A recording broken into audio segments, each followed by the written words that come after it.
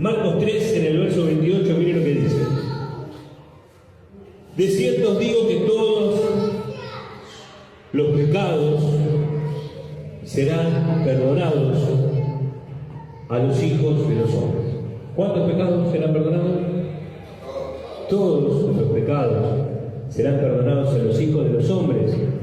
Y las blasfemias, cualesquiera que sean.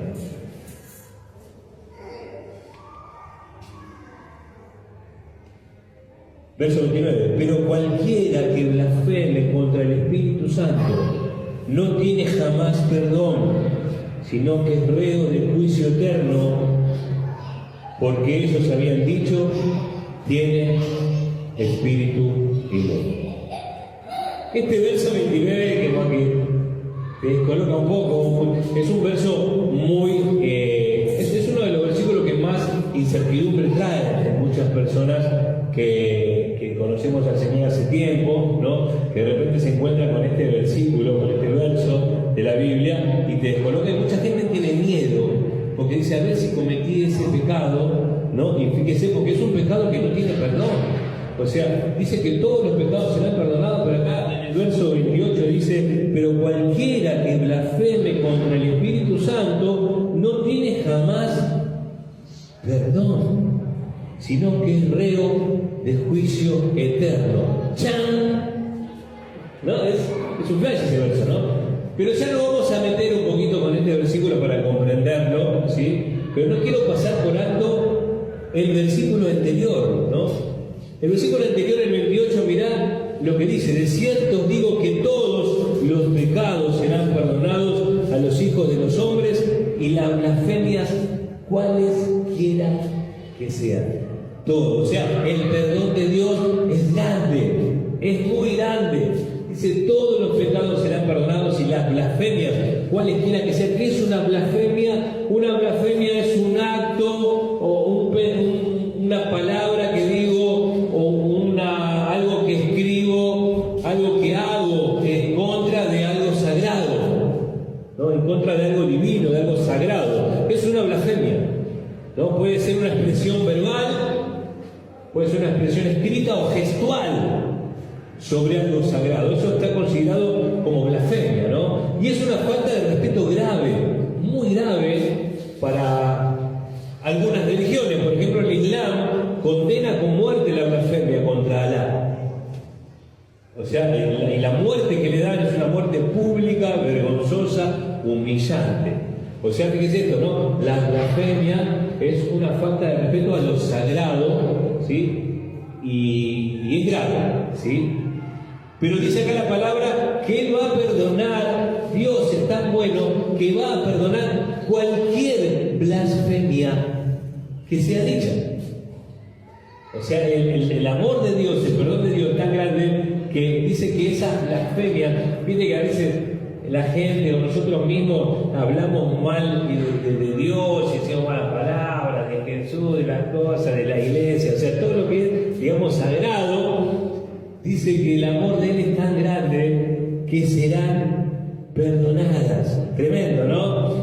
Y dice también antes, todos los pecados serán perdonados. O sea, los pecados todos serán perdonados. No importa la cantidad, no importa la calidad, no importa la característica, no importa la clasificación. Dice que todos los pecados serán perdonados. Ese es el amor de Dios, es así. A veces pensamos, ¿no? Que cuántos pecados que tengo, pero dice que todos los pecados serán perdonados de las personas que nos acerquemos a Dios. Eso es muy bueno saber eso. Todos los pecados. Miren lo que pasaba con Israel. Israel era el pueblo de Dios y sin embargo era un pueblo que era infiel a Dios, que se iban tras otros dioses, que de repente los blasfemaban, de repente siempre estaban haciendo algo. Israel, ¿y qué hacía? Israel pecaba contra Dios, iba contra Dios y de repente caían en esclavitud, otros pueblos los llevaban esclavos, al pueblo de Israel los sometían en esclavitud y de repente nuevamente el pueblo de Israel volvía a clamar a Dios. ¿Y qué hacía Dios? Lo perdonaba. O sea, el pueblo de Israel era perdonado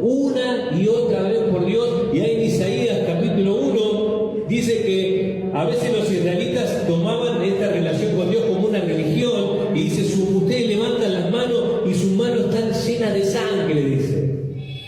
Sus manos están llenas de sangre porque ellos eran injustos, eran malos con sus propios hermanos.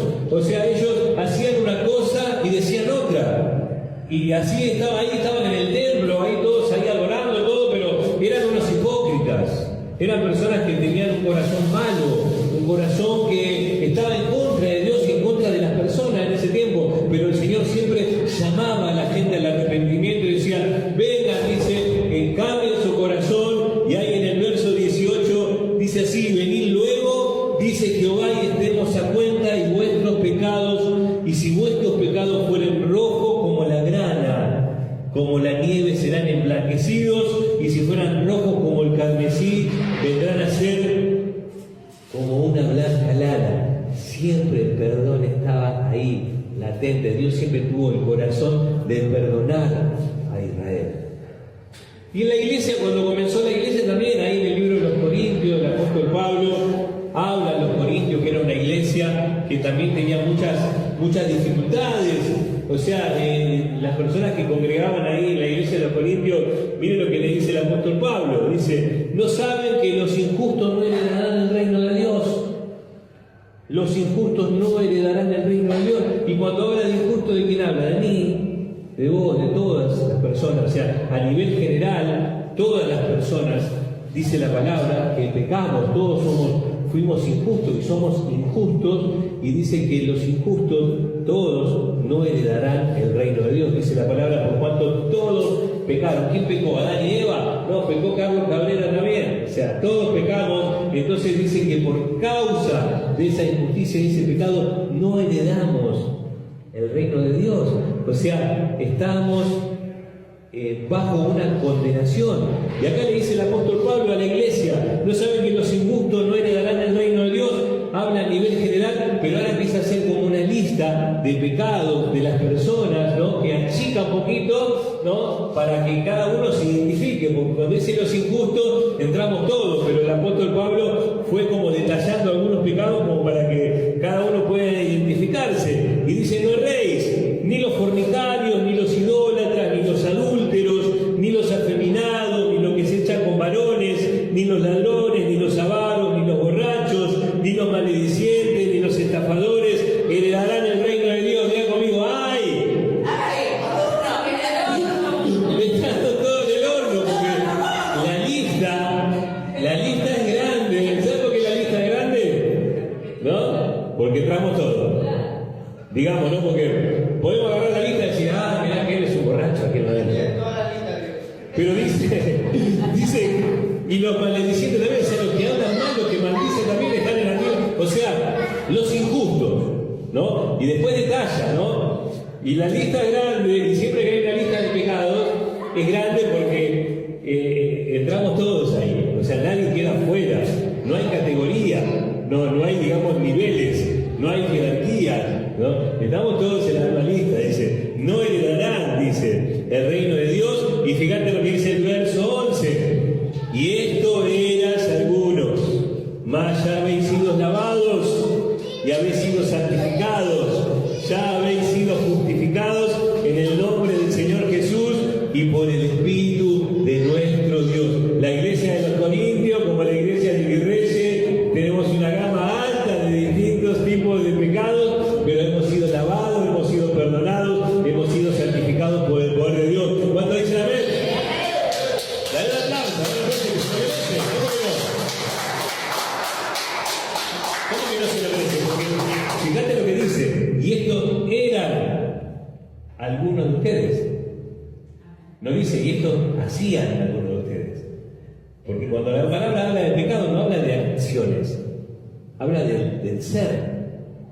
O sea, nosotros no es que somos pecadores cuando pecamos, pecamos porque somos pecadores, ¿no? Pero por eso dice esto, eran algunos de ustedes, pero ya no son eso, ahora son hijos de Dios, que seguimos pecando, Pero, ¿qué pasa? Cuando aceptamos a Jesucristo en el corazón en nuestro corazón, el Espíritu Santo viene a vivir en nosotros y ahora se desata una lucha. Por eso cada vez que pecamos, nos sentimos mal y tenemos la posibilidad de ir al Padre y decir, Señor, perdoname, y tomar esa gracia, abrazarnos a esa gracia, porque ya no somos eso, Ahora somos hijos de Dios, fuimos salvados, fuimos rescatados y estamos siendo transformados por el poder de Él. ¿Cuánto dicen gloria a Dios?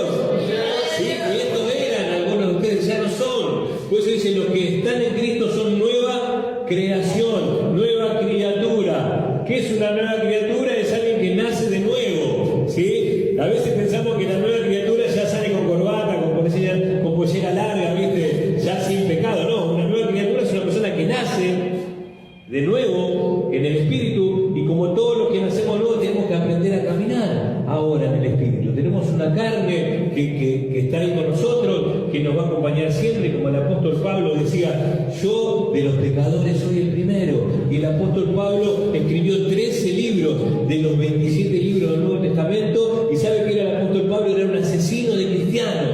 Él mataba a los cristianos, los perseguía, los iba a buscar, los metía presos, y si se iban de Jerusalén, los iba a buscar también y los torturaba. ¿Sabe lo que hacía Pablo con todos los cristianos? Los hacía blasfemar contra Dios.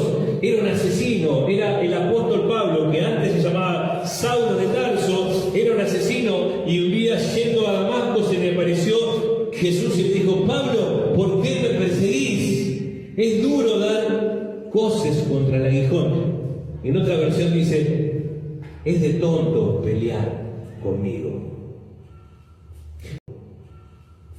Te estás haciendo daño a vos mismo. Y Pablo ahí fue al piso, se arrepintió y Dios lo salvó, lo restauró y lo usó para su gloria. Al apóstol Pablo, y el apóstol Pablo siempre decía, yo soy de los pecadores, soy el primero. Hay salvación y hay perdón para nuestros pecados en Cristo Jesús.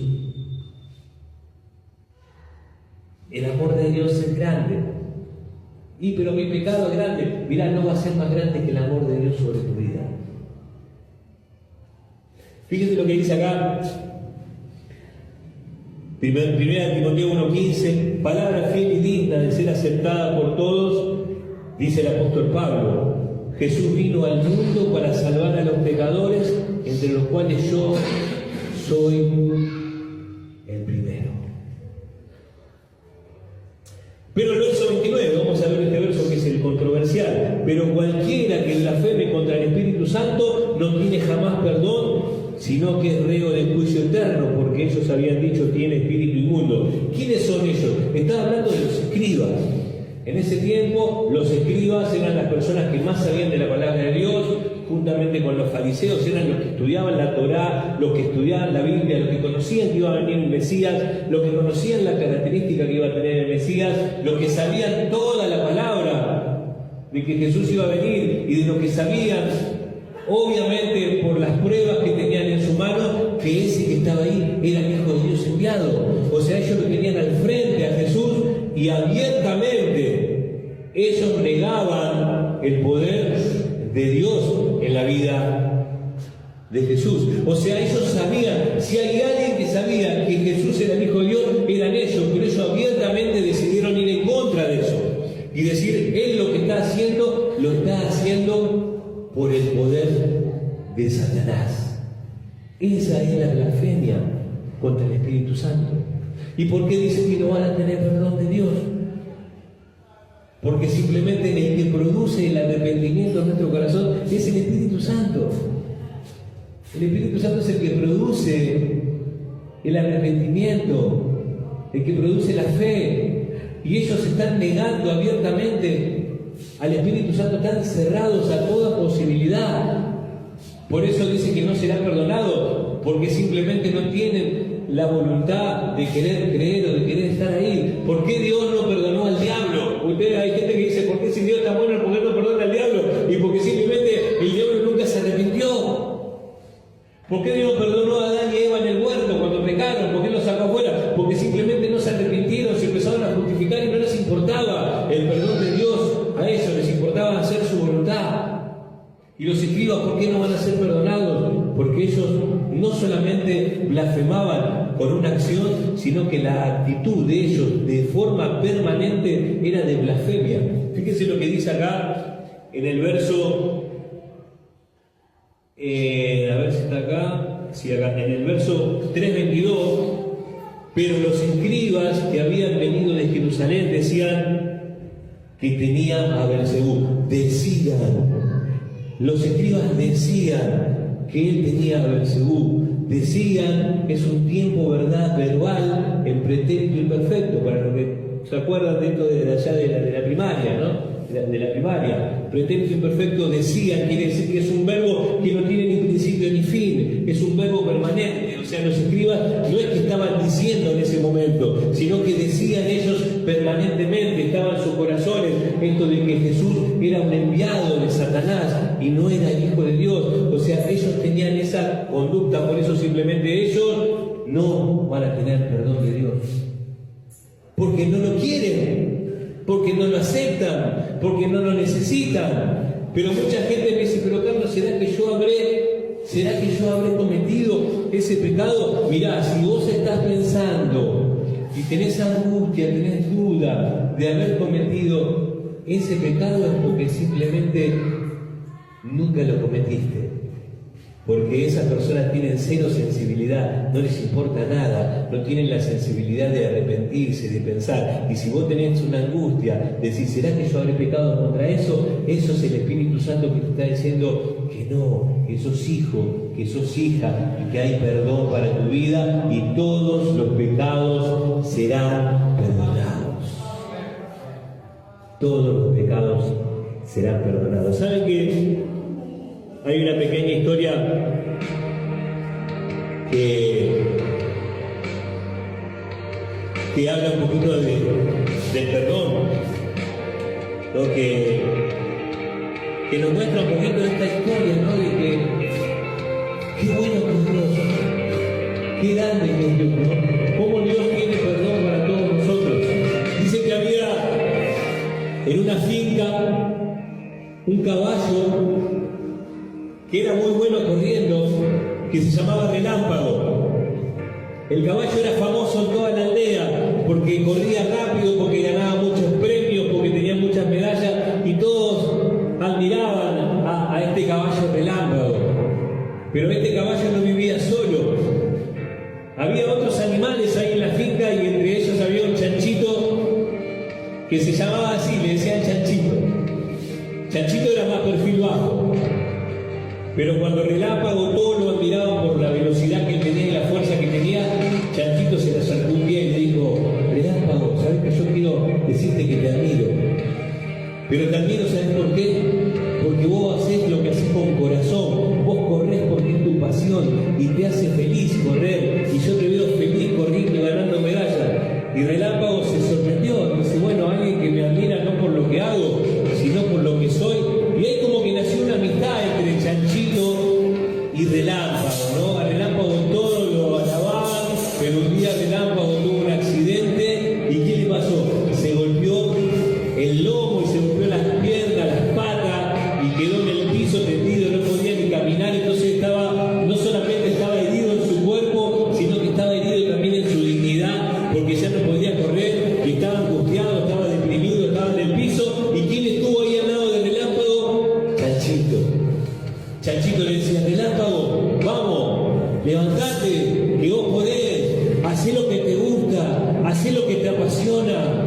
Pensá en eso, no pienses en las personas, no pienses en las medallas, pensá que te apasiona correr, es algo que amás hacerlo, encontrar esa fortaleza en esa pasión.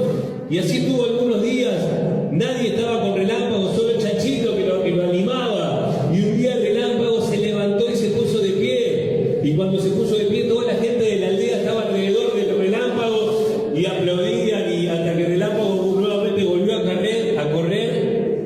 Y a Chanchito nadie le daba importancia, como que decía, bueno, Chanchito ya está, ¿no? Relámpago ya se había levantado, entonces corrió la mejor carrera que había que correr y ganó la carrera más importante. Así que Relámpago volvió a la gloria.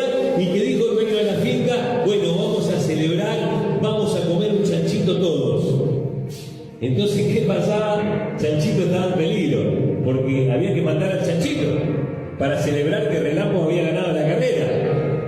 Entonces Chanchito lo miró a Relámpago como diciendo salvame, y Relámpago dio vuelta la cabeza y se fue para otro lado, y lo agarraron a Chanchito, lo ataron y lo metieron ahí arriba de la madera. Ya estaban afilando las cuchillas para abrirlo al medio, pero Chanchito empezó a morderse la soguita, salió corriendo, y cuando estaba ya por media cuadra descubrieron que se estaba escapando, y el dueño de la finca se subió al Relámpago y le dijo: Relámpago, vamos a agarrar a Chanchito. Cazó la escopeta y Relámpago se fue ciego a correr para agarrarlo y cazarlo a Chanchito nuevamente, y con la escopeta el hombre hacía ¡plá! Le tiraba, pero no le podía dar porque Chanchito corría, saltaba por acá, se metía por allá, y el caballo se pegó un tropezón, pero esta caída se quebró la pierna. Relámpago cayó al piso con la pierna quebrada, y el hombre arriba lo que dijo: ya no me serví para nada. Cazó la escopeta, se la puso en la cabeza, y cuando le estaba por disparar, Chanchito saltó sobre este hombre, sobre el pecho, lo tiró un tiro al aire y se fue corriendo lleno de miedo, y ahí estaba Relámpago en el piso quebrado,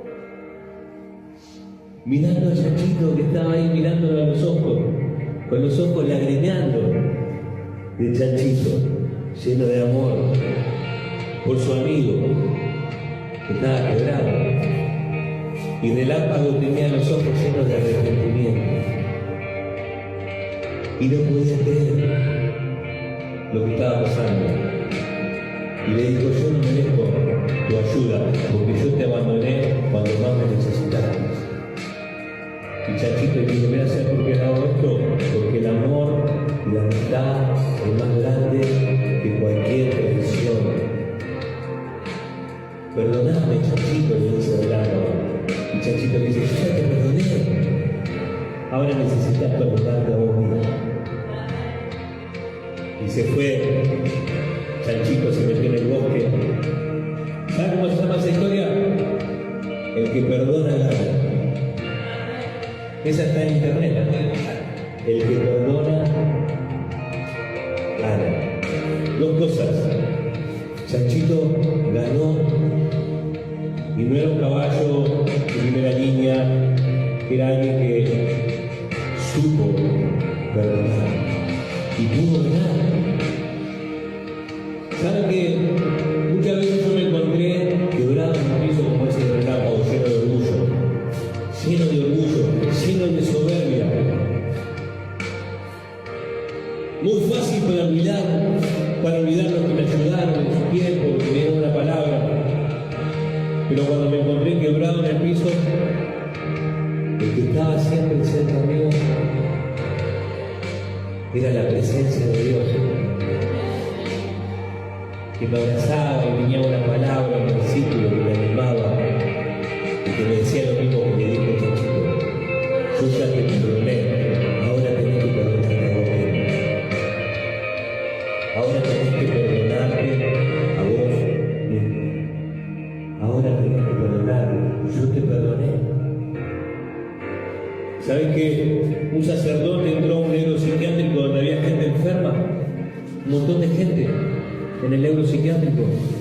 Y el director le dijo al sacerdote: ¿sabes qué? Si esta gente que está acá en el neuropsiquiátrico comprendiera el poder del perdón y aceptaría el perdón, el 50% seguiría adelante hasta mi perdón. Porque la culpa, la falta de perdón enferma la mente, enferma el cuerpo, enferma el espíritu. ¿Y cómo puedo hacer yo para agarrar ese perdón que Dios me dio? Porque dice la palabra: todos los pecados serán perdonados y todas las blasfemias serán perdonadas. ¿Cómo puedo tomar yo ese perdón para mi vida y abrazarme a esa gracia y abrazarme a eso para disfrutar? La confesión es el camino. ¿Saben que en el tribunal de Dios todos los que confiesan son perdonados? ¿Saben que en el tribunal de Dios todos los que confiesan son perdonados? La confesión es ahí, es reconocer es decirlo, es hablarlo con libertad delante de Dios. Porque a veces decimos, no, pero mi pecado es muy grande. Nada es más grande que el amor de Dios sobre tu vida. Por cerrar tus ojos ahí donde estás, me invito. Nada es más grande que el amor de Dios sobre tu vida. Todos los pecados son perdonados. Todos tus pecados son perdonados. Todos. Todos tus pecados son perdonados. Todos, hay gracia, hay perdón para tu vida, hay gracia, hay perdón para tu corazón. Hoy necesitamos recibir ese perdón, abrazar ese perdón, esa gracia.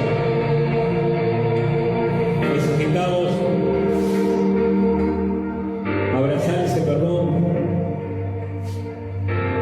para darlo, porque el que perdona, gana.